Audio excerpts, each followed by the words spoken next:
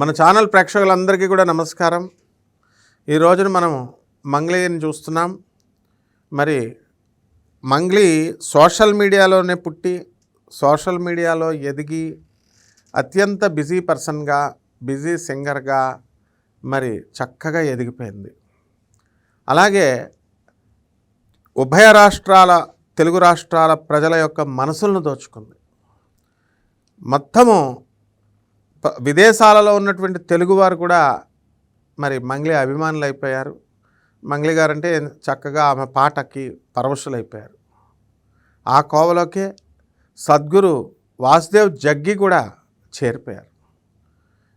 మరి అటువంటి మంగ్లీ అంత కీర్తి ప్రతిష్టలు తెచ్చుకున్నది సడన్గా ఒక వారం నుంచి ఎందుకు డిఫేమ్ అవుతుంది అంటే, ఇప్పుడు ప్రస్తుత గ్రహచారం మనం తీసుకోవాలి. అక్కడ మీనరాశిలో శుక్రుడు మనకి మేషరాశిలోకి వచ్చేసాడు. మొన్నటిదాకా ఉండి ఆమె ఇవన్నీ కూడా మంచి రేంజ్లో ఉన్నప్పుడు పునాదులు పడుతున్నాయి. వాళ్ళ డబ్బుల కలెక్షన్లు, వాళ్ళ తమ్ముడు వాళ్ళు, ఆ తర్వాత మధు, వాళ్ళ తమ్ముడు శివ, వీళ్ళంతా చేసుకుంటున్నప్పుడు ఇక బర్స్ట్ అయ్యేటప్పటికి శుక్రుడు మీనరాశి నుంచి మేషరాశిలోకి వచ్చేసాడు. రవి మేషరాశిలోకి వచ్చేసాడు 14వ తారీఖు నుంచి, ఏప్రిల్ 14 నుంచి. మరి ఎవరున్నారంటే అక్కడ కుజుడు, బుధుడు, శని వక్రించున్నాడు, రాహు కుంభరాశిలో ఉన్నాడు, మంగ్లీ పేరు సింహరాశి, సప్తమంలో ఉన్నటువంటి రాహువు, అష్టమంలో ఉన్నటువంటి శని, కుజుడ, బుధులు, వీళ్ళందరూ కూడా ఆమెకి ఇక డిఫేమ్ చేయడం ప్రారంభించాయి గ్రహాలు. సప్తమ స్థితిగతుడైనటువంటి రాహుగ్రహ ప్రభావం వలన పార్ట్నర్షిప్ అనేటటువంటిది, ఎలా మంగ్లీ ఏదో ఫ్యాక్టరీ పెట్టబోతుంది, మంగ్లీ ఏదో పబ్బు పెడుతుంది, అట్లా ఆమె చెప్పకపోయినా సరే వాళ్ళ తమ్ముడు చేశాడంటున్నారు వీడియోతో, డబ్బులు లెక్కలు కడుతున్నాడంటూ ఒక 10 రోజుల నుంచి మనం చూస్తున్నాం శివ. అలాగే మధు వాళ్ళ చెల్లెలు భర్త, కాబోయే భర్త అంటూ మరి అతను డైరెక్ట్ మంగ్లీ ఉంది, మంగ్లీ మనకి డబ్బులు ఇస్తుందని. ఇలా హేమవంత్ అనేటటువంటి వ్యక్తి, అతనైతే మరి మనకు 30 ఎకరాల పొలం ఉంది, ఆ తర్వాత ఇలా చేతులు వెరైటీగా కోటేసుకొచ్చి ఇలా చేతులతో వీళ్ళని ఇటువైపు వాళ్ళని కొడుతుంటే మరి అలా స్టైలిష్గా వస్తూ ఇలా వాళ్ళు చేశారు పాపం మంగ్లీ పేరు చెప్పి. అసలు మంగ్లీకి ఇన్వాల్వ్మెంట్ ఉందా లేదా అది వేరే సంగతి. కానీ డిఫేమ్ ఎందువలన అయిందంటే సప్తమంలో ఉన్నటువంటి రాహుగ్రహం. ఆమె జీవిత భాగస్వాములు, వ్యాపార భాగస్వాములు, అంటే వాళ్ళ తమ్ముడు, తర్వాత వ్యాపార భాగస్వాములు, ప్రజలు ఆమె ఏదో కడితే డబ్బులు ఇస్తే తర్వాత ఫ్యూచర్లో మనకి ఏదో పార్ట్నర్షిప్ ఇస్తుందని ఆ విధంగా. అలాగే మీరు గమనిస్తే శని మీనరాశిలో వక్రించినప్పుడు ఈ సినీ సంగీత సాహిత్య రంగాలలో ఉన్న వాళ్ళకి, గురువులకి ఈ కాంట్రవర్సీలు వచ్చేస్తాయి ఆటోమేటిక్గా. ఈ శని వక్రించి మీనరాశిలో ఉన్నంత కాలం, బుధుడు మనకి మీనరాశిలో ఉన్నప్పుడే చిన్నజీయర స్వామి వారు ఆయన ఈ యొక్క శంకరమఠాలని శంకరాచార్యుల వారు పెట్టలేదనని, స్థాపించలేదని చెప్పడం, ఆ తర్వాత పంచాయతనాల్ని ఆయన శంకరాచార్యుల వారు పెట్టలేదని అనడం, అలాగే ఈ యొక్క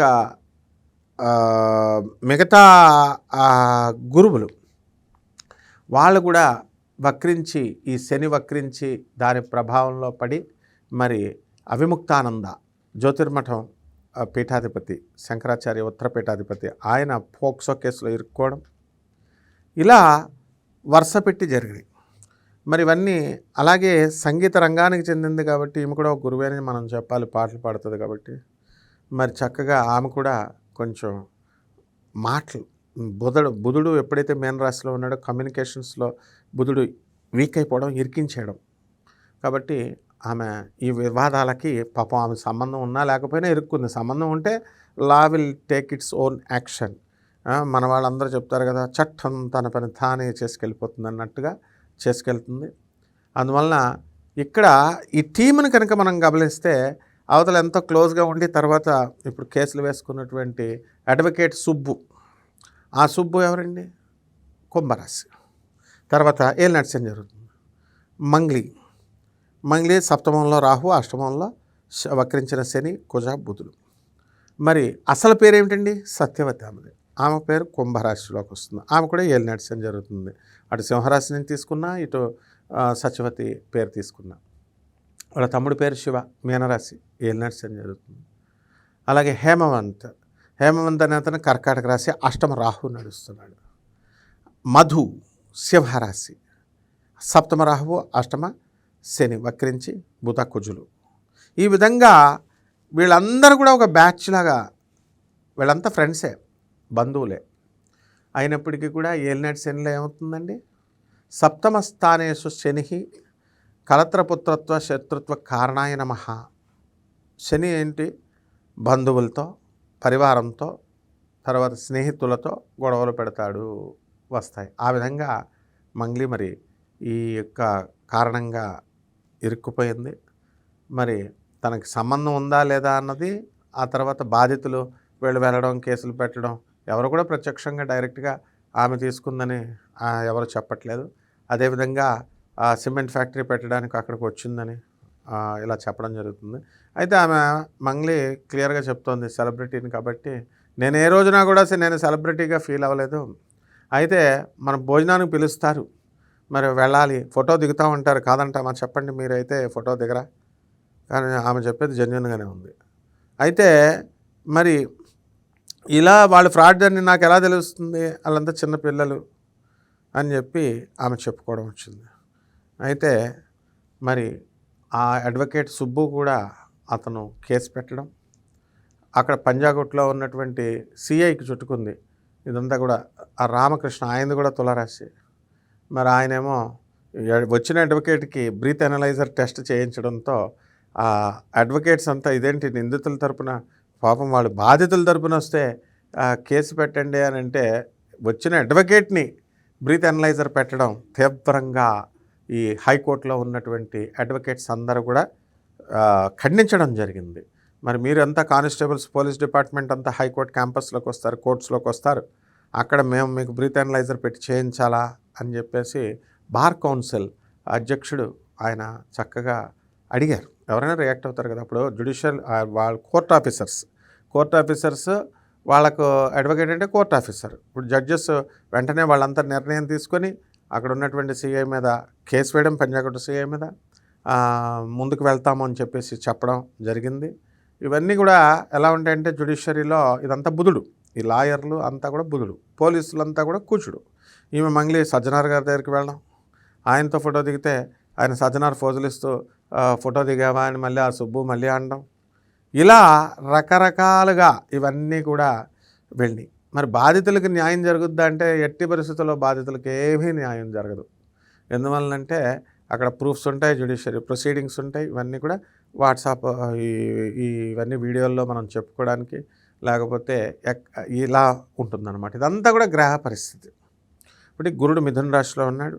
మరి ఈ విధంగా మంగ్లీ ఎంతకాలం పాటు ఇలా ఉండాలండి అంటే డిసెంబర్ 5 దాకా రిలీఫ్ అనేటటువంటిది రాదు. 2026 సంవత్సరం, మార్చి 2027 సంవత్సరం తర్వాత టోటల్ రిలీఫ్ అవ్వడానికి ఉంటుంది. ఇక పాటలే నా ప్రపంచం అంటూ పాపం ఆమె ఇప్పుడు బాధపడుతుంది.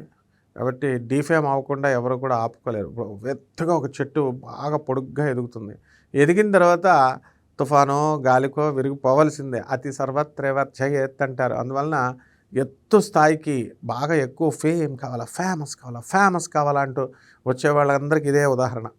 మనం చూసుకోండి, కావాల్సి ఎంతమంది గురువులు మనకి, ఎంతమంది స్వామీజీలు, ఎంతమంది సినిమా యాక్టర్లు, వీళ్ళంతా కూడా ఫేమస్ అయినటువంటి వాళ్ళు ఏదో ఒక రోజున పడిపోక తప్పదు. ఎందుకంటే పొడుగ్గా ఎదిగింది, బాగా గాలి వచ్చింది, విరిగిపోక తప్పదు.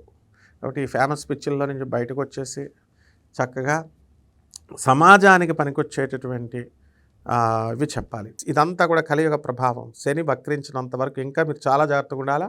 శని తర్వాత మేషరాశిలోకి వచ్చినప్పుడు ఇంకా ఇలాగే కంటిన్యూ అవుద్ది. పతనం. కాబట్టి ఇవన్నీ కూడా మన మంగ్లీ గారిని ఏమనాల్సినటువంటి పని లేదు, ఆమె జాతక ప్రభావం. కాబట్టి బాధ్యతలు కూడా మీ పోరాటం మీరు చేయండి. కోర్టుల్లో వేసుకుంటున్నారు, పోలీస్ స్టేషన్ తిరుగుతున్నారు, తిరగండి.